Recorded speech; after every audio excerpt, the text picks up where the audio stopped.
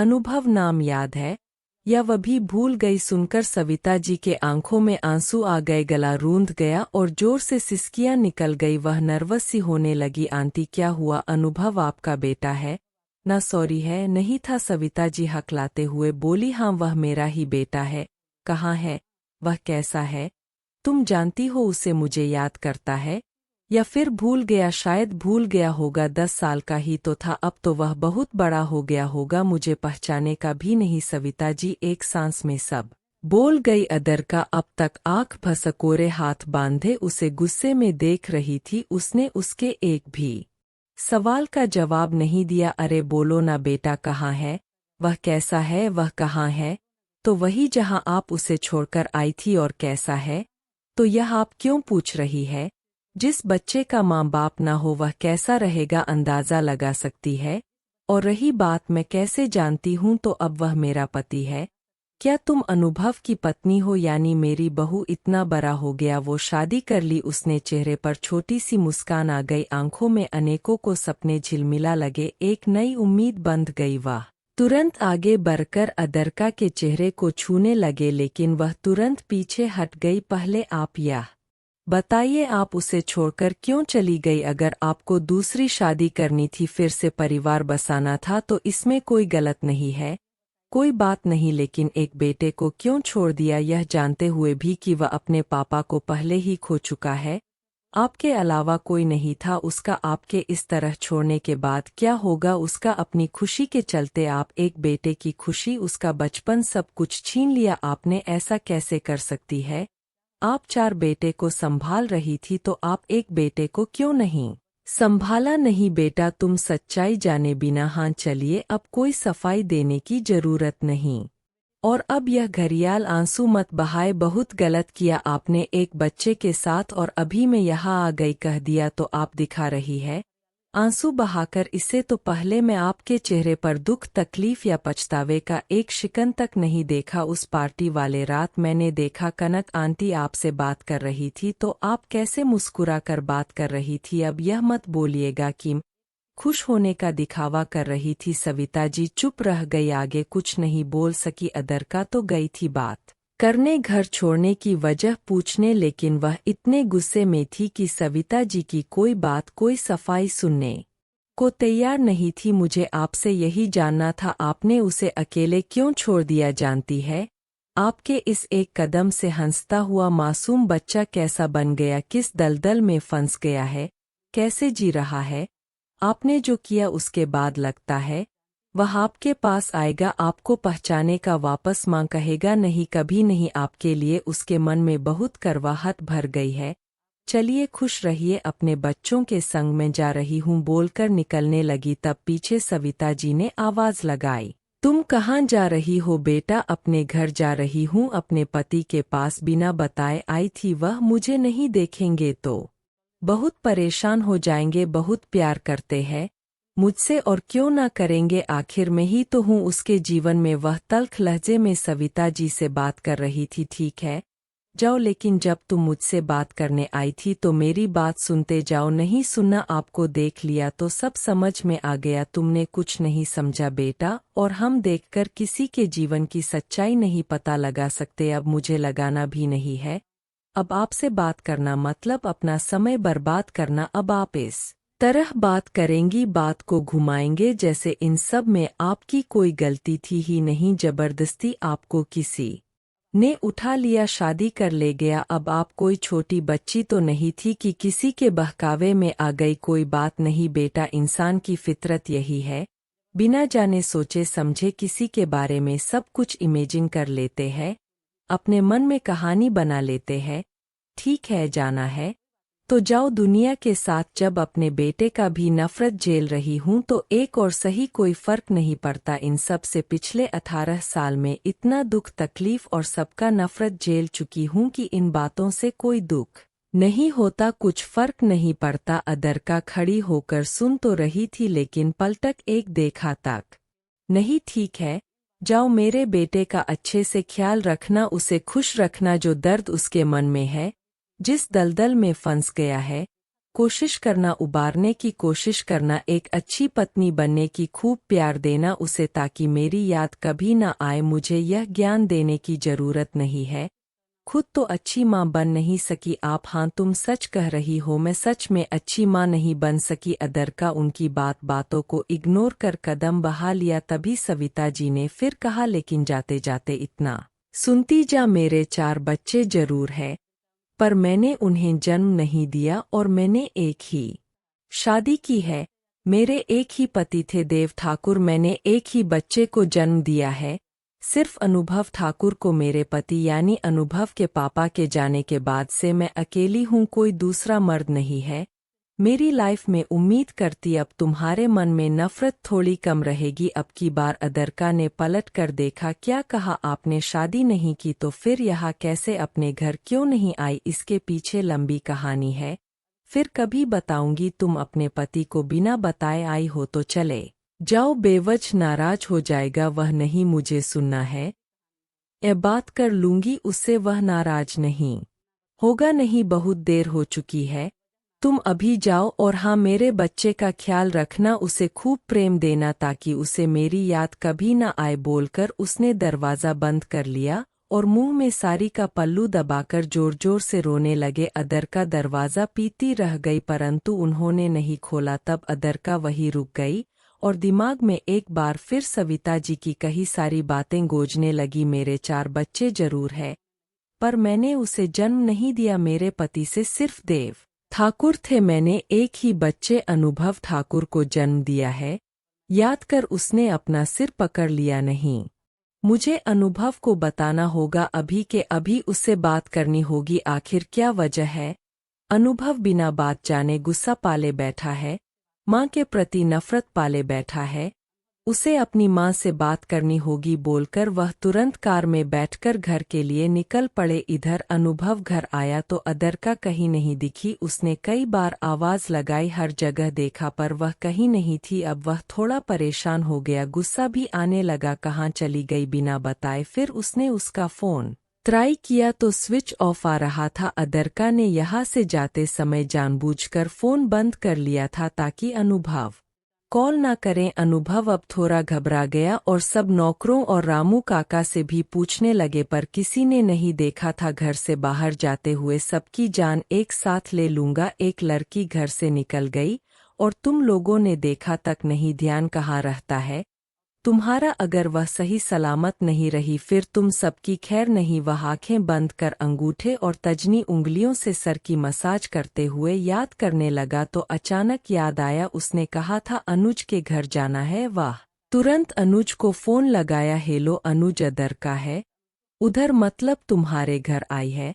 नहीं ब्रो, हाँ आने वाली थी पर आई नहीं अब तक। अनुभव ने अपना सिर पकड़ लिया, मन में अनेकों बुरे विचार आने लगे। क्या कहीं अमायरा ने तो किडनैप नहीं कर लिया? अगर वाकई ऐसा हुआ तो मिस अमायरा खैर नहीं, तेरी जान मेरे हाथ ही जाएगी। मन ही मन बोलकर उसने कमर में गन खोस लिया और कार में बैठकर निकल गया। तभी याद आया अदरका ने अनुज की गर्लफ्रेंड से मिलने वाली थी, उसकी माँ के बारे में कुछ बता रही थी। उसने फिर तुरंत अनुज को फोन किया। अनुज, तुम्हारे दोस्त का नाम क्या है? अदरका उसी के बारे में बता रही थी, शायद मिलने वाली थी उससे, तुम्हें पता है कहाँ रहती है? वाह, यही पास में रहती है।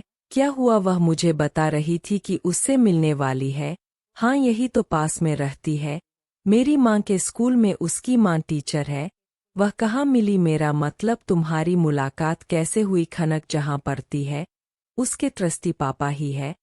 एक दिन मार्केट में मिले थे, फिर उसके अगले दिन कॉलेज में चीफ गेस्ट बनकर गया था तो मुलाकात हुई। फिर पता चला वह एक चौल में रहती है, अपनी माँ के साथ कपड़े सिलाई का काम करती थी। तो मेरी माँ ने बुला लिया अपने स्कूल में पढ़ाने के लिए। क्या हुआ? आओ मैं भी चलता हूँ तुम्हारे साथ में। नहीं, तुम्हें आने की जरूरत नहीं, अकेला जाता हूँ। इधर राना को भी अदरक के बारे में पता लग चुका था और अमायरा को भी उसने पकड़ लिया, फिर उसे छोड़ दिया। इस सब को लेकर राना के मन में बदले की भावना आ चुकी थी, इसलिए वह चुपचाप घात लगाए बैठा था और मौके की तलाश करने लगा। इधर अनुभव के छोड़ देने की वजह से अमायरा खुश हो रही थी, उसे लग रहा था अनुभव उसे पसंद करता है। वह उसका हो जाएगा। अनुभव के मन में अनेकों सवाल घूम रहे थे। वह तेज तेज गाड़ी चलाते हुए अनुज के बताए घर की तरफ बढ़ रहा था और कुछ देर में पहुंच गया और झट से दरवाजे पर जाकर बेल बजाने के साथ कंटिन्यू दरवाज़ा पीटता रहा जब तक सविता जी दरवाज़ा खोलती। तब तक ऐसा लगा मानो दरवाज़ा टूट जाएगा। अरे कौन है, रुको आ रही हूँ। और हर बराकर दरवाज़ा खोला तो सामने अनुभव को देखकर मुंह खुला रह गया, आंखें फटी रह गई। कोशिश करने के बाद भी मुंह से कुछ निकल नहीं पाया, बस आंखों से आंसू बहने लगे। अनुभव भी एकटक देखता गया। मां की यादें, उनकी छवि थोड़ी धूमिल पड़ गई थी, लेकिन कुछ देर तक देखने के बाद समझ आ गया यही वह है, उसकी मां है।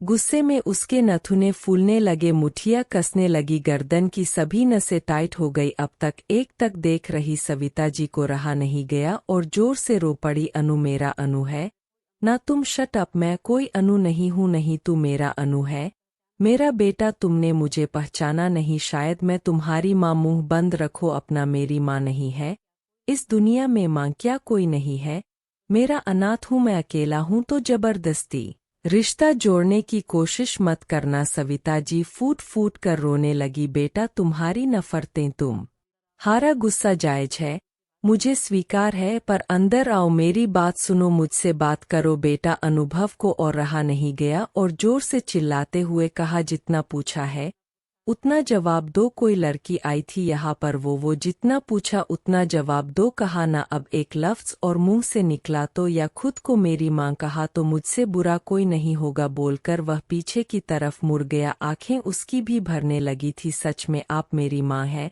लेकिन आपकी वजह से इतना दुख देखा है, इतना सब कुछ खोया हूं कि आज आपको देखकर भी आपको पाने की खुशी नहीं हो रही। आपने अपनी खुशी और स्वार्थ के चलते 10 साल के एक मासूम को रोते बिलखते अनाथ करके छोड़ दिया। अरे माँ तो ऐसी होती है कि अपने बच्चों के लिए, उसे पालने के लिए कुछ भी कर गुजरती है। कितना भी दुख तकलीफ क्यों न आ जाए, सारी दुनिया से लड़कर अपना पेट काटकर मजदूरी कर कैसे भी बच्चों को पाल लेती है। लेकिन आपने तो सब कुछ रहते हुए भी मुझे छोड़ दिया। उस घर में आपको क्या कमी थी, फिर भी मुझे छोड़कर चली आई, यह जानते हुए भी कि कुछ ही महीने पहले पले पापा को खोया था।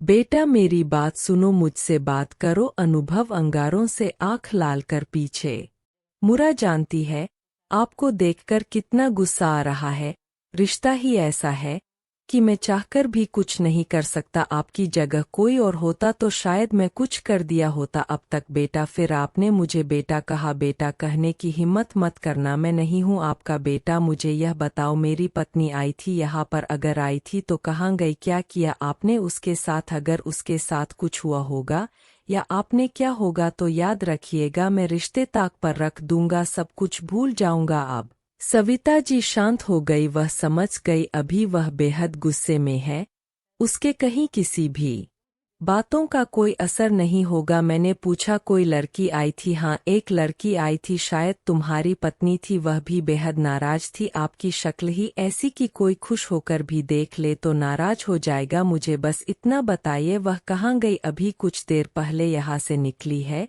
और कहाँ गई पता नहीं, वह घर जाने की बात कर रही थी, शायद घर ही गई होगी, वह घर नहीं आई है। वैसे एक बात बताना, तुम क्या काम करते हो? क्योंकि उसने बताया था कि तुम किसी दलदल में फंस गए हो, तुम उस राना के साथ काम करते हो ना? अनुभव ने भी गुस्से में कहा, मर्डर करता हूँ, मर्डर हूँ मैं। अगर मेरी पत्नी का पता नहीं चला तो खत्म कर दूंगा आपको भी। एक बच्चे को तो संभाल नहीं सकी, उसे छोड़कर आ गई और यहाँ पर बैठकर आराम से 4 बच्चों को जो संभाल रही है ना, पूरा परिवार सहित खत्म कर दूंगा। फिलहाल मैं जा रहा हूँ। कार में बैठकर अनुभव ने राजन को फोन किया, फिर घर पर पता लगाया तो वहाँ भी नहीं पहुँची थी। क्या करूँ, अभय अंकल को फोन करूँ? नहीं भी नहीं, पहले अपने तरीके से पता लगाता हूँ। फिर उसने कई बार फोन ट्राई किया पर फोन नहीं लगा। तभी उसके मोबाइल पर एक मैसेज आया, देखकर अनुभव चौंक गया। मैसेज में अदर का की एक तस्वीर थी। वह एक कटीली बार में बंधी हुई थी और इस तरह बंधी हुई थी कि बस एक टक आगे की तरफ देख सकती थी। अगर वह सिर नीचे करती तो भी नुकीले तार गले में घुस जाती, अगर ऊपर करती तो भी, और उसकी जान जा सकती थी। एक तो पहले से नाराज था, ऊपर से देखकर और गुस्सा बढ़ गया। किसकी क्षमता आ गई, जो भी है बचेगा नहीं। अब तुम घबराना मत मेरी जान, मैं आ रहा हूँ। तभी मोबाइल पर राना का कॉल आया। क्या अनुभव? मैसेज देखा, तुम्हारी ही पत्नी है ना राना, तुम अच्छे से देख लो, वह मेरी पत्नी है। आओ तो मैं तुम्हें छोड़ने वाला नहीं अगर उसे कुछ हुआ। एक छोटी सी खरोच आई, फिर देखना क्या हसर करता हूँ मैं तेरा, चिल्ला मत और अच्छे से देख, वह सही सलामत है, बिल्कुल वैसे ही जैसा कि फोटो में देख रहे हो। लेकिन हाँ, अगर तुम मेरी बात नहीं मानी फिर उसकी सलामती और जिंदा रहने की गारंटी मैं नहीं लेता हूँ। वह तो मुझे बिल्कुल सही सलामत मिलेगी, लेकिन हाँ, अब तुम्हारे सलामत की गारंटी खुद भगवान भी नहीं लेंगे। आ रहा हूँ तुम्हारा खेल खत्म करने। अनुभव राना के बने अड्डे की तरफ कार को घुमा दिया। देख वो आ रहा है, अपनी तैयारी करके रखना, आज मैं अपना सारा बदला ले लूंगा। बहुत धोखा दिया है इस दोनों पति पत्नी ने मिलकर, सारी कसर पूरी कर लूंगा, वसूल कर लूंगा आज। तुम सब के सब तैयार रहना जी। बॉस आने दो उसे, आने दो। नहीं आ गया हूँ ससुर जी। राना ने उसकी तरफ देखा तो चौंक गया। सिगरेट का कश भरते हुए वह उसकी तरफ बढ़ रहा था, चेहरे पर बेहद गुस्सा और अंगारे की तरह लाल आंखों में वह बहुत भयानक लग रहा था। राना एक कुटिल हंसी हंसते हुए कहा, पत्नी के लिए इतनी तरफ देखकर अच्छा लगा। बहुत प्यार करते हो ना तुम उससे, और वह भी तुमसे बहुत प्यार करती है ना। चलो आज दोनों को एक साथ मुक्ति दे देता हूँ, रहना हमेशा एक साथ यूं ही। दोस्तों कहा आगे जारी रहेगी प्लीज। अगर आपको वीडियो पसंद आए तो लाइक और सब्सक्राइब करना न भूलें। धन्यवाद।